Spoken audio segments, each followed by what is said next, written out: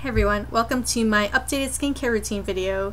The reason why I'm doing this is because I really want to document what I've been using over the past few months. This skincare routine in particular has really been working out well for me. My skin has never been clear in the last 10 years. I've been struggling with acne since I was 16 and now I'm almost 27. As my skin is way less oily than it was last year around this time, and my skin is remarkably clear, brighter than it was a year ago. So just to give you a history of my skin, I have extremely sensitive skin and I have combination skin, which means I'm dry in my cheek and eye areas, and in my T-zone it's fairly oily and acne prone. So if you don't have this skin type, I don't know how much this skincare routine is actually going to help you out, but you're welcome to watch anyways. So I'll start with the nighttime routine because I think the nighttime is when your skincare products are really gonna work the most effectively, because at night when you sleep, that's when your body does most of its rejuvenation and healing. So the first thing I do when I want to take off all my makeup at night is cleanse my makeup off. And I don't like using facial wipes like everyone else does, because the facial wipes aren't actually that moistful, and I feel like you're really tugging around your eye area far too much for what I'm comfortable with. So I actually like using cleansers. Now these products are not cruelty free, and I am going to be searching for an alternative once I actually use them up, and I'll update you on what I end up finding and if it's comparable to these products. So the first thing I do is I use the Cetaphil Oily Skin Cleanser. This is meant for oily skin, so it will attack all the oils in your makeup, break it down, and for the most part cleanses your makeup off pretty well. It's extremely gentle. It does have fragrance in here, but it's not like super strong. It's really great for acne prone skin. Then I go in again because I like to wash twice. The first time is just to remove the makeup. The second time is to really get a thorough cleanse. And I go in with the Cetaphil Gentle Skin Cleanser. This is the lotiony texture one, and it's meant for sensitive skin. So I use this because it's extremely gentle. Because I've already washed my face once, I don't want to overly strip it, so I use this because it's one of the most gentle cleansers on the market. But I will be updating you on what I replace it with. Now, sometimes there is a little bit of makeup left, not always. Usually it takes it off pretty well. But if there's a little bit of mascara or something left over on my eyes, I'll go in with some olive oil on a cotton ball and just, give it a good wipe. I take something and just dab off the excess olive oil, and then I'll leave like a slight film of oil around my eyes. I don't get milia from it. It's really good for moisturizing your eyes and conditioning your eyelashes. So there's really no problem in just leaving a little bit of olive oil there. Another cleanser that I use sometimes at night, and I think is really excellent, especially for acne-prone sensitive skin, is this Neutrogena Glycerine bar soap. The reason why it's amazing is because it's fragrance-free, so a lot of times fragrance is really irritating to the skin and causes people to break out and they don't even know it.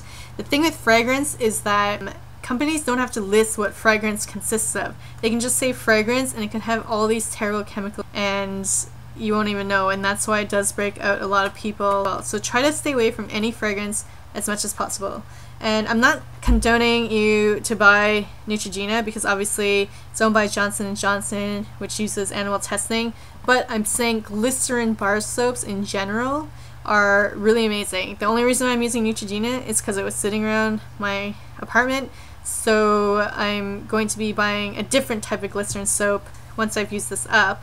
It's not hard. There's tons of other cruelty-free brands that have glycerin soap. You could actually make your own glycerin soap. It's not that hard. The reason why I love it is because the actual ingredients for you is really, really simple. So there's the ingredients for you. Super simple. And also, this stuff really rinses away with no residue. It's really great for acne-prone sensitive skin. The cleanser I was using was the Desert Essence Thoroughly Clean Face Wash, and it's Castile soap.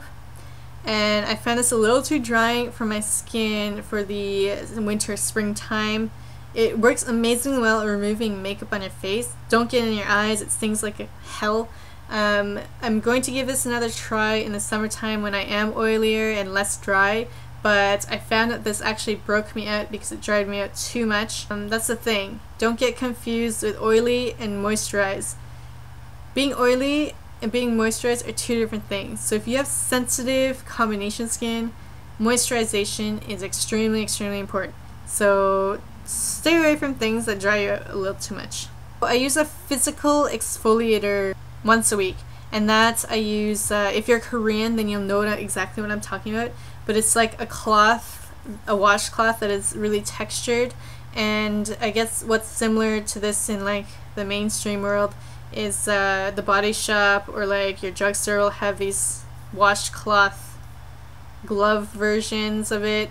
It's kind of like that. It's like just a rough texture. I'll use it with the gentle face wash, either with this or with this, and just remove a lot of the dead skin cells, and nothing quite gets your skin as smooth as a physical exfoliator like that. I only do it once a week though. About last year I was doing it way too often, and I think that's what was breaking me out a lot as well, is because over exfoliating is actually really bad for you. I also use a enzymatic exfoliator. I'm using the one from Etude House. It's got yogurt enzymes, and I honestly don't think it's necessary in my skincare routine. I just use it because I have it. I just want to try it, but now I have to use it up, so it's not, I'm just gonna ignore this. After all that whole washing episode, I move on to like the toner phase, I guess. I alternate. Every other night I use Reversa's Glycolic Acid in 8%, and this is, I believe, an alpha hydroxy acid. So they work as exfoliators, and they're like super tiny molecules that can like really penetrate your skin apparently. Yeah, it's just a chemical exfoliator. It gets rid of dead skin. It also prepares your skin for better absorption of whatever products you're going to use afterwards. And so I alternate that with a toner. Right now I'm using my homemade toner. I just put it in this container because I like the container. It's like one of those push top ones. The reason why I like using this is because it really makes my skin feel really nourished and moisturized and refreshed. It just feels really nice, and it's really great for acne prone skin. So after that, I have added this recently to my skincare routine, and I just put this all over my face and neck, and it's a 100% Pure Red Wine Reservatrol anti-aging concentrates. It's 100% natural and 100% vegan. They claim that there's as much red wine resveratrol as 1,400 to 3,000 glasses of red wine, and it's powerful anti-aging components. It will make your skin look more youthful and vibrant, and you can use this AM and PM alone or with other treatments. Just to give you an idea of what's in it, it has rose hydrosol, calendula hydrosol, cucumber juice, aloe juice, red wine resveratrol, grapeseed extract, vitamin C, vitamin E, etc., etc. It's got a lot of really awesome natural ingredients there for you, but it just makes my skin feel more glowy and healthier. It doesn't like get rid of fine lines or anything, but it just makes my skin feel overall nicer. But it's not like, it doesn't wow me in any way, but I do like this product. I'll be doing a separate review on this later. Then afterwards, I use this 5% benzoyl peroxide. I just use the drugstore brand. I use 5% because 10% is a little too strong. And this product, I wish I didn't have to use it because it's so chemically, but it just seems like it's one of the only things out there that effectively keeps my acne at bay. And I wish I could just wean away from it, but we'll see if I ever do. But this is really great on my T-zone and keeps the acne at bay. In the morning, I don't actually wash my face. I just rinse it with water, and that's it. I don't use toner or anything because toner is just made for, you know, rebalancing the pH in your skin. And if you're not gonna wash it, then your skin isn't unbalanced. I don't wash my skin twice a day anymore because I find that washing your skin too often can actually break you out because it's irritating, it's aggravating, and it's drying. So after I just rinse my face off, I go straight to my acne treatment again. So in the morning I use 2% salicylic acid. Right now I'm just using my new skin salicylic acid treatment, but I'm not going to be repurchasing this because it's really expensive, and before I was using the acne stress control 3-in-1 from Neutrogena, but Neutrogena's not cruelty free. So there's tons of other brands out there that do salicylic acid treatments. Just go for one that's 2% and it'll be quite effective. So I think salicylic acid is actually a BHA, a beta hydroxy acid. I'm not 100% sure, but it's again really good at combating acne. Then I go in with a moisturizer, really gentle moisturizer. Obviously during the day when you're using these acne treatments, you want to use something that has SPF in it. And then I'm going to include this product in here, even though it's really a makeup product, not really a skincare product. It's BB cream. I feel like I have to mention it because I feel that this base makeup is better than just foundation. It was originally created for patients undergoing aggravating surgeries to their face. So it's meant to cover up the scars and to heal it at the same time, and obviously not be aggravating.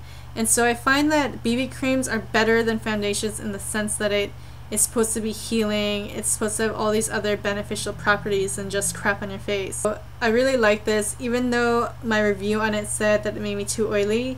I had made that review when it was the summertime, and now that it's like winter and spring, I'm not as oily, and I'm really appreciating the moisturizing effects that this BB cream offers. So I really like the Leo Ellie one, except I'm probably not going to repurchase this because I want to try other ones. Like, there's so many out there, but I find that BB creams are an excellent option for people who are acne prone and have sensitive skin and still need some covering up for the scars. And I also have this 100% pure tinted moisturizer. It's got SPF 20, 100% natural, 100% vegan. The reason why I haven't really been using it is because it's like 2 shades too dark for my skin tone. So I will wait till the summertime to use this. Sometimes I mix these two together and they really work really well. Whew! So that's the end of my skincare routine. I am waiting on a order from Swedish Skin. They're having a buy one get two free promotion going on, and this promotion is going all the way to August, so don't run out there and try to buy it right away. You can get it from their website, just Google it. I'm waiting on that package, and I will be trying out those products, and after a month or so I could do a review for you all if you want. You can wait for my review on the Swedish Skin line if you're interested, because the sale's going till August. You don't have to buy it right away. You can wait till you actually get a review that wasn't sponsored. Okay, so I hope you enjoyed that video and hopefully it wasn't too long. And other than that, I will see you next time. Bye!